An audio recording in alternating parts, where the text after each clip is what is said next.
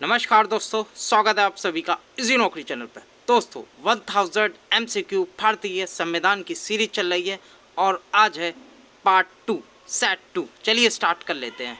पहला क्वेश्चन है फ्रेंड्स, प्रथम केंद्रीय विधानसभा का गठन कब किया गया था? चार ऑप्शन आपके सामने। इसका जो सही आंसर है वो है सी, 1921 में प्रथम केंद्रीय विधानसभा का गठन किया गया था और भारत सरकार अधिनियम 1919 के तहत प्रथम केंद्रीय विधानसभा का गठन वर्ष 1921 में किया गया था। कब? जो अधिनियम था, भारत सरकार अधिनियम, वो था 1919।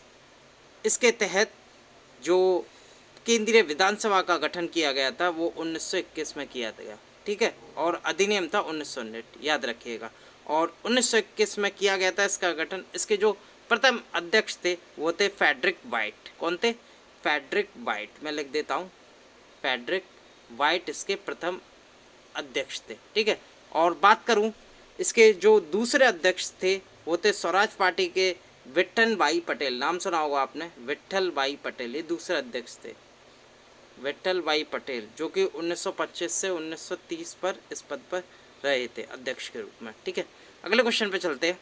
क्वेश्चन 2, निम्नलिखित में से किस अधिनियम में नियंत्रक महालेखा परीक्षण तथा नामक पद का सुझाव दिया गया? तो फ्रेंड, कैग जो हम कहते हैं, कंट्रोलर एंड ऑडिटर जनरल कहते हैं, उसे कहते हैं हिंदी में नियंत्रक महालेखा परीक्षक। तो इसका जो नाम का पद है वो किस अधिनियम से सुझाया गया? तो ये अधिनियम से सुझाया गया 1919 के अधिनियम से। ठीक है, याद रखिएगा, जो भारत सरकार अधिनियम है 1919, इसी द्वारा भारत सचिव को भारत में महालेखा परीक्षक की नियुक्ति का अधिकार दिया जाता है, याद रखिएगा। ठीक है, अगले क्वेश्चन पे चलते हैं। क्वेश्चन नंबर 3 काफ़ी इंपॉर्टेंट है फ्रेंड्स। भारतीय संविधान का अनुच्छेद 19 कितनी स्वतंत्रताओं का ये प्रदान करता है? कितनी स्वतंत्रताएं, फ्रीडम भारतीयों को प्रदान करता है? तो इसका जो सही आंसर है वो है 6 स्वतंत्रताओं। मैं गिना देता हूँ फ्रेंड्स। एक तो पहली है वाक स्वतंत्रता या अभिव्यक्ति की स्वतंत्रता। दूसरी है शांतिपूर्वक और निरायुध सम्मेलन या सभा की स्वतंत्रता। तीसरी है संस्था या संघ बनाने की स्वतंत्रता। और चौथी है भारत के राज्य क्षेत्र में सर्वत्र अबाध विचरण की स्वतंत्रता। पांचवी है भारत के राज्य क्षेत्र के किसी भी भाग में निवास करने और बसने की स्वतंत्रता। और छठी है वृत्ति, उपजीविका और व्यापार की स्वतंत्रता। तो ये 6 स्वतंत्रता भारतीय संविधान का आर्टिकल 19 प्रदान करता है। ठीक है, 6 फ्रीडम देता है। फोर्थ क्वेश्चन देख लेते हैं, काफ़ी इंपॉर्टेंट, बहुत बार एग्जाम में पूछा गया है। मत देने का अधिकार किस कोटि से संबंध है? तो ये है फ्रेंड एक राजनीतिक अधिकार है। तो फ्रेंड, भारत में वयस्क मताधिकार प्रणाली अपनाई गई है जिसके तहत 18 वर्ष से अधिक आयु के सभी नागरिकों को अपने जनप्रतिनिधियों को चुनने का वैधानिक अधिकार है। और फ्रेंड्स, इसमें जो मत देने का अधिकार है इसको राजनीतिक अधिकार भी माना जाता है क्योंकि इसका प्रयोग वयस्क मतदाता द्वारा अपनी राजनीतिक इच्छा पूर्ति हेतु किया जाता है। अगर ऑप्शन में राजनीतिक अधिकार हो तो वो भी बिल्कुल सही माना जाएगा। चलिए अगला क्वेश्चन। अगर फ्रेंड्स वैधानिक अधिकार ऑप्शन होता तो वो भी बिल्कुल सही होता। ठीक है, याद रखिएगा, लीगल वैधानिक होता ना, वैधानिक ऑप्शन में, तो वो भी आपका बिल्कुल सही माना जाता। और राजनीतिक और वैधानिक अधिकार दोनों ही इसी कोटि से संबंध है मत देने के अधिकार से। तो याद रखिए, वैधानिक ऑप्शन होता तो वो भी आप राइट करते। पाँचवें क्वेश्चन पे चलते हैं। कौन सा अनुच्छेद भारत को कल्याणकारी राज्य घोषित करने से संबंधित है? काफ़ी इंपॉर्टेंट, कल्याणकारी। तो फ्रेंड, भारत के संविधान के अनुच्छेद 39 या 39 में राज्य द्वारा अनुसरणीय नीति के निर्देशक सिद्धांत दिए गए हैं जो भारत को कल्याणकारी राज्य घोषित करते हैं। तो आर्टिकल 39 जो है भारत को कल्याणकारी राज्य घोषित करने से संबंधित है, याद रखिएगा। छठा क्वेश्चन देख लेते हैं। भारतीय संसद में लोक लेखा समिति का अध्यक्ष कौन होता है? तो फ्रेंड्स, कौन होता है? इसका जो सही आंसर है वो है विपक्षी दल का नेता होता है। तो फ्रेंड्स, संसद की जो लोक लेखा समिति है का जो गठन होता है उसका वो प्रतिवर्ष होता है और इस समिति में करीब फ्रेंड 22 सदस्य होते हैं। ठीक है, 22 सदस्य होते हैं जिसमें 7 सदस्य राज्यसभा के होते हैं और 15 मेंबर लोकसभा के होते हैं, याद रखिएगा। और इनका जो ये जो चुने जाते हैं ये आनुपातिक प्रतिनिधित्व, ठीक है, मैं लिख देता हूँ, आनुपातिक प्रतिनिधित्व प्रणाली के अंतर्गत चुने जाते हैं। ठीक है, इसके प्रणाली के अंदर आते हैं, इसके द्वारा ये चुने जाते हैं, मेंबर है। और इस समिति के जो अध्यक्ष होते हैं वो लोकसभा अध्यक्ष द्वारा की जाती है। जो इस समिति का जो अध्यक्ष चुना जाता है उसकी नियुक्ति लोकसभा स्पीकर करता है, ठीक है, लोकसभा स्पीकर, याद रखिएगा, ठीक है, जो लोक लेखा समिति का अध्यक्ष होता है।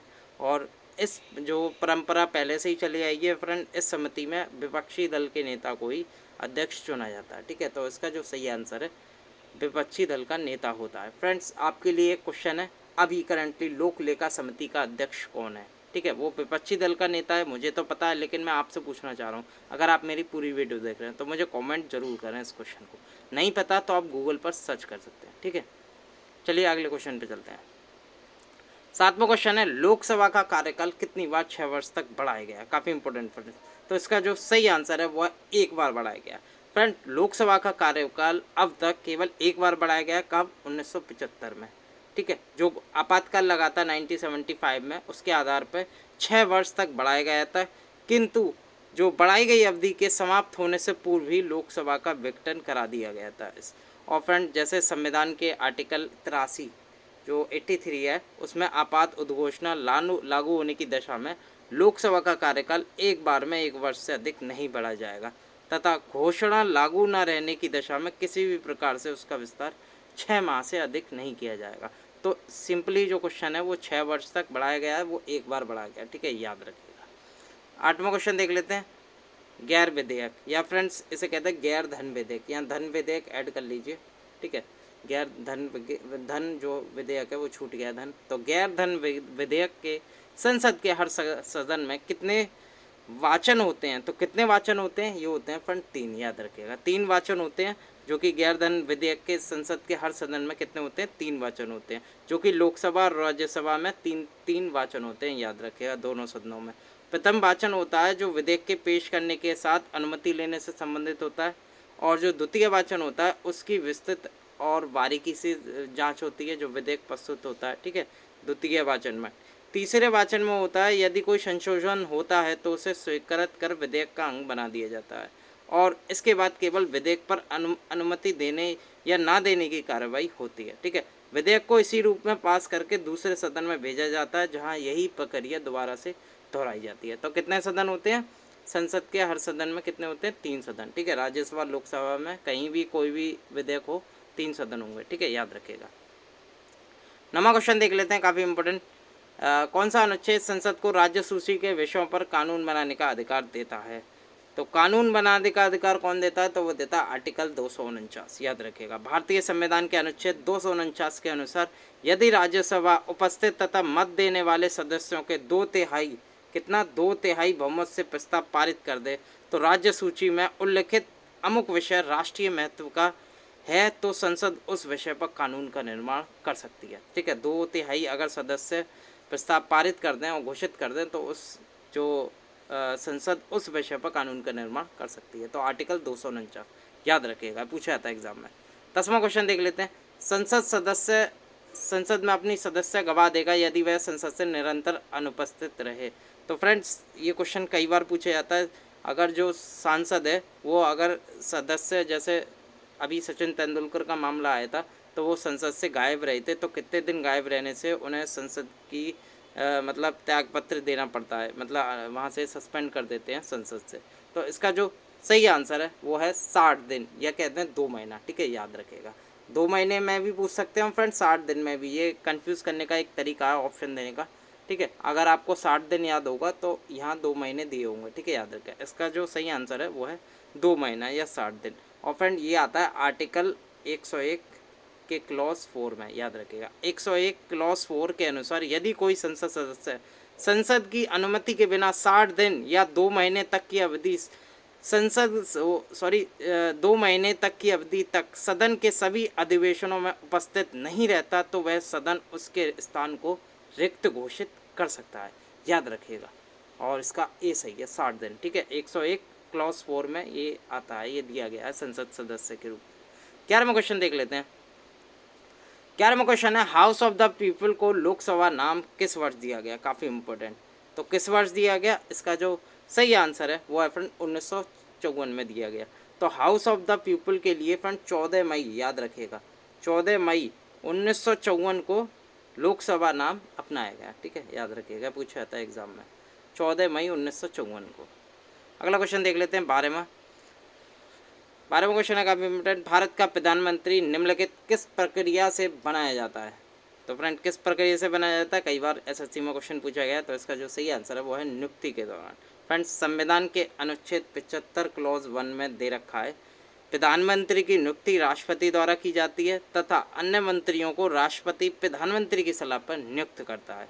यह फ्रेंड राष्ट्रपति के विवेकाधीन है कि वह किसे प्रधानमंत्री नियुक्त करे, परंतु लोकसभा में उसे बहुमत प्राप्त करना और संसद के किसी सदस्य का सदस्य न होने की स्थिति में 6 माह के भीतर सदस्य बनना आवश्यक है, अन्यथा उसे पद छोड़ना पड़ेगा। तो जो क्रिया है वो राष्ट्रपति नियुक्ति करता है प्रधानमंत्री की, याद रखिएगा, पूछा जाता है एग्जाम में। 13वां क्वेश्चन देख लेते हैं, काफ़ी इंपॉर्टेंट। राष्ट्रीय एकता परिषद या एनआईसी या राष्ट्रीय एकता परिषद का अध्यक्ष कौन होता है? काफ़ी इंपॉर्टेंट है फ्रेंड।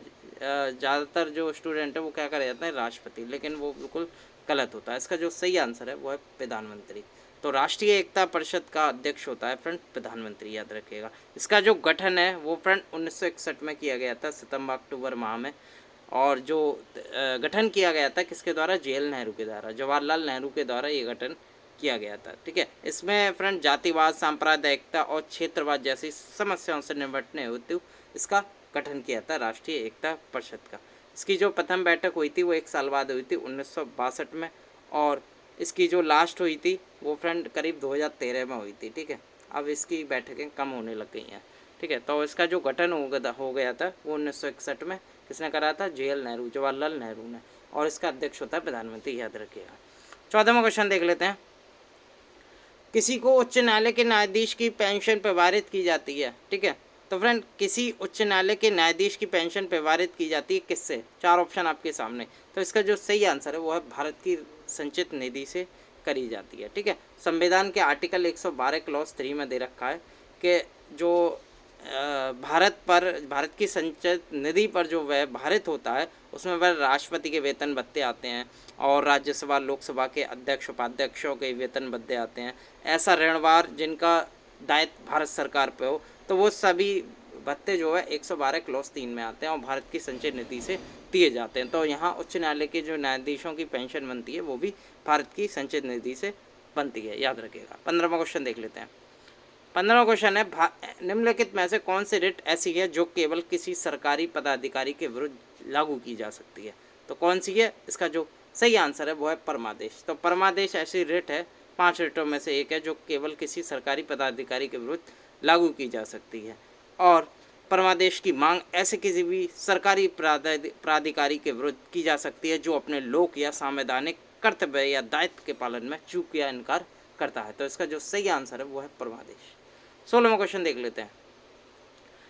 नीति आयोग की स्थापना कब हुई थी फ्रेंड? काफ़ी इंपॉर्टेंट, नीति आयोग की स्थापना तो फ्रेंड 1 जनवरी 2015 में हुई थी, ठीक है। और आपको पता है फ्रेंड चेयरमैन कौन है? तो भारत के प्रधानमंत्री श्री नरेंद्र मोदी इसके चेयरमैन है, और इसके जो वाइस चेयरमैन है राजीव कुमार, ठीक है, याद रखिएगा, राजीव कुमार है। और इसके जो सीईओ हैं वो हैं अमिताभ कंठ, ठीक है, अमिताभ बच्चन से आप नाम याद कर सकते हैं, अमिताभ कंठ इसके सीईओ हैं। इसकी स्थापना 2015 में हो गई थी, ठीक है। और फ्रेंड कमेंट में मुझे ये जरूर बताइएगा नीति आयोग की जो फुल फॉर्म है वो क्या है, ठीक है। मुझे कमेंट में जरूर लिखिएगा नीति आयोग की फुल फॉर्म, नीति, ठीक है, नीति की फुल फॉर्म मुझे कमेंट में ज़रूर पोस्ट कीजिएगा ताकि मैं देख सकूं कितने लोगों ने सही आंसर दिया। और ये भी बताइएगा योजना आयोग की स्थापना कब हुई, ठीक है। 17वां क्वेश्चन चलते हैं। 17वां क्वेश्चन है फ्रेंड, संघ लोक सेवा आयोग के सदस्यों के पद का कार्यकाल कितना होता है? तो कितना होता है? इसका जो सही आंसर है वो है 6 वर्ष या 65 वर्ष की आयु।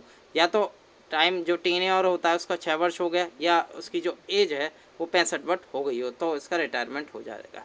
तो 6 वर्ष या 65 वर्ष की आयु प्राप्त करने तक संविधान के अनुच्छेद 316 के अनुसार, ठीक है, याद रखिएगा, जो आर्टिकल है वो 316 में आता है, और पद ग्रहण करने की तिथि से 6 वर्ष की अवधि तक या 65 वर्ष की आयु प्राप्त करने लेने जो भी इनमें से पहले हो तक होता है, याद रखिएगा, 6 वर्ष या 65 वर्ष। और 316 आर्टिकल में दे रखा है यूपीएससी के जो मेंबर है, ठीक है। 18वां क्वेश्चन देख लेते हैं। भारत में जो आम चुनाव है वो किस सिद्धांत पर आधारित है? काफ़ी इंपॉर्टेंट है, 4 ऑप्शन। ज़्यादातर जो स्टूडेंट है वो अनुपातिक प्रतिनिधित्व करे जाते हैं जो कि बिल्कुल ही गलत है। इसका जो सही आंसर है वो है प्रादेशिक प्रतिनिधित्व।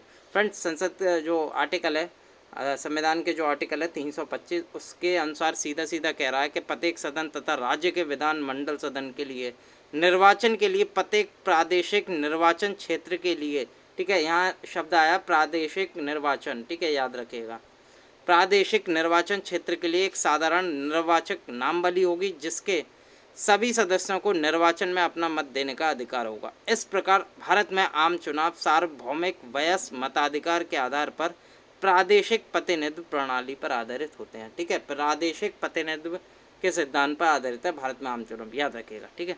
19वां क्वेश्चन देख लेते हैं। और फ्रेंड ये एग्जाम में पूछा भी गया है, इससे पहले वाला क्वेश्चन प्रादेशिक प्रतिनिधित्व वाला भी, ठीक है।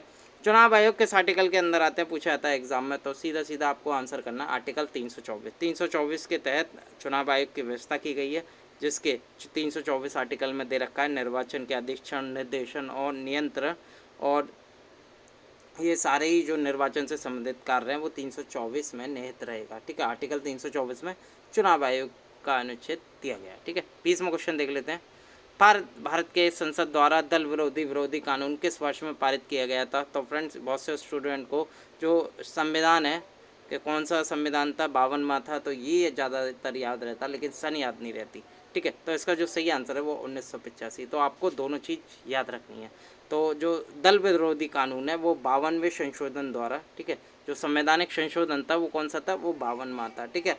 और जो सन थी वो कितनी थी, वो थी फ्रेंड 1985, ठीक है, याद रखिएगा, कितनी थी, 1985, ठीक है। और इसके अनुसार जो राजनीतिक दल बदल पर प्रतिबंध लगाया गया था, इस संशोधन के तहत संविधान में 10वीं अनुसूची जोड़कर, ठीक है, 10th शेड्यूल यानी कि 10वीं अनुसूची जोड़ी कर उसे दल बदल के आधार पर निरहता संबंधी बंद किया गया है। तो 10वीं अनुसूची किससे, वो दल विरोधी कानून से, और 52वें, ठीक है, 52 अमेंडमेंट था, 52वां संविधान संशोधन था 1985, ठीक है, मैं लिख देता हूँ 1985, ठीक है, याद रखिएगा। 21वां क्वेश्चन देख लेते हैं। भारत में किस राज्य में महिला मुख्यमंत्री कभी नहीं बनी? काफ़ी इंपॉर्टेंट क्वेश्चन। तो महिला मुख्यमंत्री कहाँ नहीं बनी, तो वो नहीं बनी फ्रेंड महाराष्ट्र में। बाकी जितने भी राज्य हैं ऊपर के वो सब में महिला मुख्यमंत्री रह चुके हैं। मैं बता दे रहा हूँ, महाराष्ट्र राज्य में महिला मुख्यमंत्री एक भी नहीं बनी, जबकि फ्रेंड तमिलनाडु में अब तक 2 महिला मुख्यमंत्री बनी है, जो कि फ्रेंड जानकी रामचंद्रन है, जिनका नाम एक जानकी रामचंद्रन है, और एक जयललिता है, जो कि रिसेंटली 1-2 साल पहले इनकी डेथ भी हो गई थी, ठीक है, याद रखिएगा। तो यहाँ 2 बन चुकी हैं लेडीज़ सीएम, और राजस्थान में 1 महिला मुख्यमंत्री थी। 1 महिला मुख्यमंत्री कौन, वसुंधरा राजे, ठीक है, याद रखिएगा नाम वसुंधरा राजे। और उत्तर प्रदेश की मैं बात करूँ तो उत्तर प्रदेश में 2 महिला मुख्यमंत्री यानी कि सुचेता कृपलानी और सुश्री मायावती बन चुकी हैं, ठीक है, याद रखिएगा। लेकिन महाराष्ट्र में अभी तो कोई नहीं बनी, तो उसका जो सही आंसर है वो है फ्रेंड महाराष्ट्र, ठीक है, याद रखिएगा। 22वां क्वेश्चन देख लेते हैं, काफ़ी इंपॉर्टेंट एग्जाम में स्टेट पीसीएस में पूछा जाता है, यूपीएससी में ही पूछा जाता है क्वेश्चन, और एसएससी परीक्षाओं में अधिकतर बार पूछा गया है। राज्य विधानसभा के सदस्यों की अधिकतम निर्धारित संख्या क्या है? तो क्या है, इसका जो सही आंसर है वो है 500। फ्रेंड किसी राज्य विधानसभा के सदस्यों की संख्या संविधान के अनुच्छेद 170 क्लॉज 1, ठीक है, 170 क्लॉज 1 में के अनुसार 500 से अधिक नहीं हो सकती, ठीक है। जो आर्टिकल है 170, इसमें कह रखा है कि 500 से विधानसभा में 500 से ज़्यादा संख्या नहीं हो सकती, और न्यूनतम दे रखा है 60। ये आ सकता है एग्जाम में फ्रेंड्स, जो पूछा जा सकता है राज्य विधानसभा में मिनिमम और मैक्सिमम कितनी है, तो मिनिमम 60 होती है, मैक्सिमम 500 होती है, ठीक है, याद रखिएगा। तो 60 जो कह रखा है आर्टिकल में, न्यूनतम 60 सदस्यों का प्रावधान किया गया है, ठीक है। और इसमें अपवाद में, इसमें कुछ अपवाद भी है, जैसा सिक्किम में 32 संख्या है, ठीक है। तो अपवाद को हमें छोड़ देना है, केवल मिनिमम 60 है और मैक्सिमम 500 है राज्य विधानसभा, ठीक है। इसका जो सही आंसर है वो 500। अगर फ्रेंड ऑप्शन में आ जाता मिनिमम कितनी है, तो मिनिमम होता 60, ठीक है, याद रखिएगा। 23वां क्वेश्चन देख लेते हैं, काफ़ी इंपॉर्टेंट। राज्य की निरपेक्ष प्रभुसत्ता का समर्थन निम्नलिखित में से किसके द्वारा किया गया था? तो किसके द्वारा किया गया था? ये किया गया था थॉमस हॉब्स के द्वारा, याद रखिएगा। 24वां क्वेश्चन देख लेते हैं। तो फ्रेंड ये कुछ मिलान कीजिए, 3 जोड़े गलत हैं, 1 जोड़ा सही है, तो सही आंसर मैं बता रहा हूँ। लिखित संविधान फ्रेंड इंग्लैंड में, मैं बता चुका हूँ प्रीवियस वीडियो में, लिखित संविधान है इंग्लैंड में, तो ये तो बिल्कुल गलत है। और एकात्मक राज्य यानी कि ड्यूल सिटीजनशिप है यूएसए में, तो ये भी गलत है, एकात्मक राज्य नहीं है। संयुक्त राष्ट्र महासभा निषेधाधिकार नहीं, ये बिल्कुल नहीं करता, ये भी गलत है। तो इसका जो सही है द्विपक्षीय मुद्दे नहीं, यानी कि सार्क द्विपक्षीय मुद्दे करता है, यानी कि हाँ नहीं करता ये कह रहा है, यानी कि करता है। सार्क के द्वारा जो बायलैटरल जो करते हैं मुद्दे होते हैं द्विपक्षीय, वो करता है। तो ये बिल्कुल सही है। 25वां क्वेश्चन देख लेते हैं। किस देश में वित्त विधेयक विधानमंडल के ऊपरी सदन में पेश किया जाता है? काफ़ी इंपॉर्टेंट क्वेश्चन। तो कहाँ किया जाता है? ये किया जाता है जर्मनी की। जर्मनी की राजधानी जो है बर्लिन, ठीक है। और मैं यहाँ के प्राइम मिनिस्टर आपको बता ही चुका हूँ। यहाँ की जो चांसलर है और जो जर्मनी की जो राजधानी है वो है बर्लिन, और यहीं विधानमंडल के ऊपरी सदन में जो वित्त विधेयक है वो पेश किया जाता है। और यहाँ की जो चांसलर है वो है एंजेला मार्कल, ठीक है, याद रखिएगा। 26वां क्वेश्चन देख लेते हैं। निम्न में से बहुल कार्यपालिका उदाहरण है? मैं कई बार दे चुका हूँ इस ऑप्शन का एग्जाम्पल, इस क्वेश्चन का एग्जाम्पल। तो इसका जो सही आंसर है वो है स्विट्जरलैंड, ठीक है। स्विट्जरलैंड में एक फेडरल काउंसिल है फ्रेंड्स, उसमें कम से कम 7-8 मेंबर हैं, जिसका एक प्रेसिडेंट चुना जाता है, और वही पूरी जो देश चलाता है वही पूरी फेडरल काउंसिल चलाती है, ठीक है। जो काउंसिल के मेंबर होते हैं उसी के द्वारा पूरा देश चलाया जाता है और स्विट्जरलैंड में। और यहाँ के लोग जो कोई भी संविधान संशोधन होता है स्विट्जरलैंड में, यहाँ के लोग वोट डालते हैं उसमें, ठीक है, याद रखिएगा। भारत में ऐसा नहीं होता। 27वां क्वेश्चन देख लेते हैं।